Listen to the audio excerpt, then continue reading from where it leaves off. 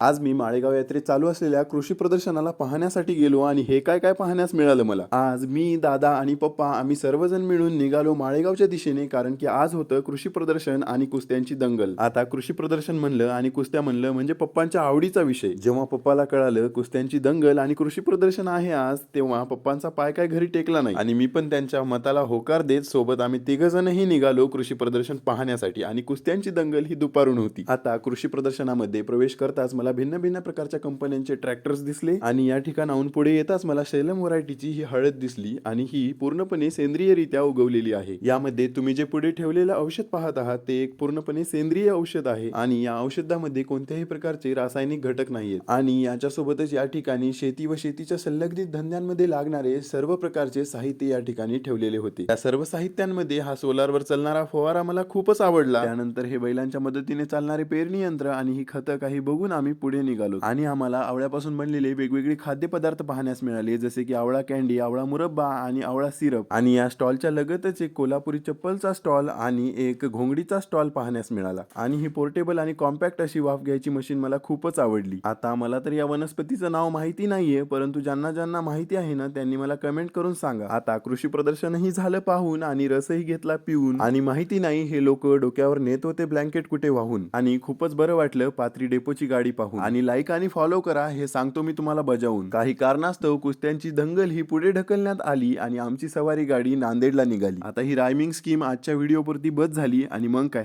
चला भेटूया अशाच एखाद्या नवीन व्हिडिओ सोबत।